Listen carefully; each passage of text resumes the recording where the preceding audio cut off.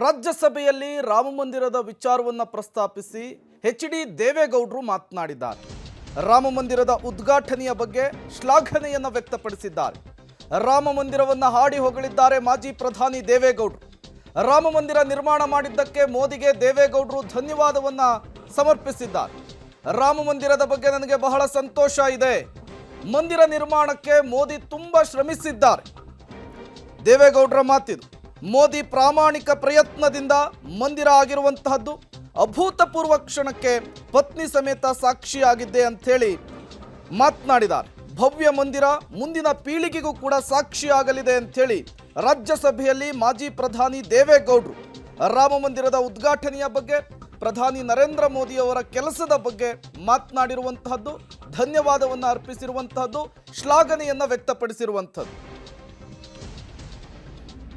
Congratulate the Honorable Prime Minister, who has actually, when Rama statue was installed, 10 days he has a vrat, taking juice and water, fruit. He is such a person who actually performed the function. I was so happy, and I must be very frank not to praise the Prime Minister. He was so dedicated, sincere for performing that function with Pandits. I was there. Both attended the consecration of the Lord Rama temple in Ayodhya. It was a great moment of personal joy and devotion for me, like it was to millions of Indians. Ayodhya Ram, who has existed in our hearts and mind, is an image that our ancestors and elders have permanently created.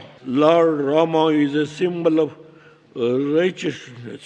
He is a symbol of love and graciousness. He is a man who followed Dharma and Raj Dharma. He was a very accommodative and reflective. It is these values enshrined in Lord Rama that drew Mahatma Gandhi to him. He was Gandhiji. It was Gandhiji who made Lord Rama a symbol of the great virtues of our nation. It is through Lord Rama and his divine blessings that he united this nation and laid the foundation for our harmonious future.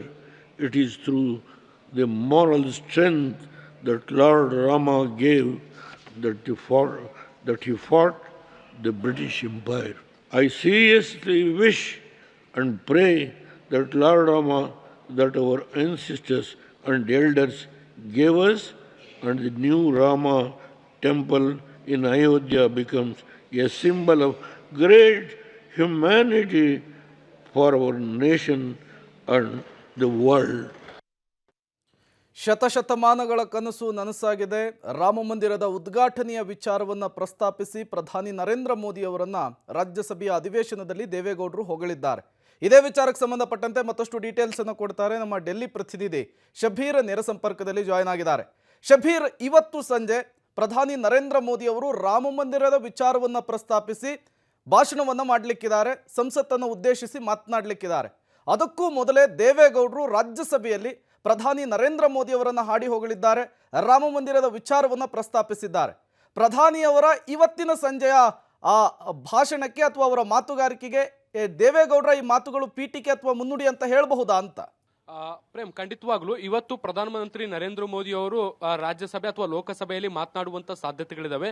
ಮುಖ್ಯವಾಗಿ white ಪೇಪರ್ಗೆ ಸಂಬಂಧಪಟ್ಟಂತೆ, ಅಂದ್ರೆ ಕೇಂದ್ರ ಸರ್ಕಾರ ಇತ್ತೀಚೆಗೆ UPA ಮತ್ತೆ NDA government ನ ನಡುವಿನ ಆರ್ಥಿಕ ವ್ಯತ್ಯಾಸಗಳು ಏನು ಅನ್ನೋದಕ್ಕೆ ಸಂಬಂಧಪಟ್ಟಂತೆ ವೈಟ್ ಪೇಪರ್ ಅನ್ನ ಮಂಡಿಸಿತ್ತು. ಇದಕ್ಕೆ ಸಂಬಂಧಪಟ್ಟಂತೆ ಚರ್ಚೆಗಳು ಈಗ ಸದ್ಯಕ್ಕೆ ನಡೀತಿದಾವೆ. ಇದ್ರ ಜೊತೆಗೆ ಅಯೋಧ್ಯೆಯಲ್ಲಿ ನಿರ್ಮಾಣವಾಗಿರುವಂತಹ ರಾಮ ಮಂದಿರದ ವಿಚಾರಕ್ಕೆ ಸಂಬಂಧಪಟ್ಟಂತೆಯೂ ಕೂಡ ಒಂದು ವಿಶೇಷವಾದಂತಹ ಚರ್ಚೆಯನ್ನ ಕೂಡ ಈಗಾಗಲೇ ಶುರು ಮಾಡಲಾಗಿದೆ. ಇದಕ್ಕೆ ಸಂಬಂಧಪಟ್ಟಂತೆ ಈಗಾಗಲೇ ಬೇರೆ ಬೇರೆ ನಾಯಕರು ಬೇರೆ ಬೇರೆ ಬೇರೆ ಪಕ್ಷದ ಪ್ರಮುಖರು ಈಗಾಗಲೇ ತಮ್ಮ ಅಭಿಪ್ರಾಯವನ್ನ ಕೂಡ ಅಲ್ಲಿ ವ್ಯಕ್ತಪಡಿಸ್ತಾ ಇರುವಂತದನ್ನ ಕೂಡ ಗಮನಿಸಿದೀವಿ. ಸೊ ಇದರ ಭಾಗವಾಗಿ ಮಾಜಿ ಪ್ರಧಾನಿ HD ದೇವೇಗೌಡರು ಕೂಡ ರಾಮ ಮಂದಿರದ ವಿಚಾರಕ್ಕೆ ಸಂಬಂಧಪಟ್ಟಂತೆ ಮಾತನಾಡಿದ್ರು. ಮುಖ್ಯವಾಗಿ ರಾಮ ಮಂದಿರ ಉದ್ಘಾಟನೆ ಆಗುವಂತ ಸಂದರ್ಭದಲ್ಲಿ ನಾನು ಕೂಡ ನನ್ನ ಪತ್ನಿಯ ಜೊತೆಗೆ ಅಯೋಧ್ಯೆಗೆ ತೆರಳಿದ್ದೆ. ಅದೊಂದು ವಿಶೇಷವಾದಂತ ಅನುಭೂತಿಯಾಗಿತ್ತು. ಮತ್ತೆ ದಶಕಗಳ ಕನಸಾಗಿತ್ತು ಅಯೋಧ್ಯೆಯಲ್ಲಿ ರಾಮ ಮಂದಿರ ನಿರ್ಮಾಣ ಆಗಬೇಕು ಅನ್ನುವಂಥದ್ದು. ಸೊ ಕಡೆಗೂ ಕೂಡ ಅದು ಈಡೇರಿರುವಂಥದ್ದು.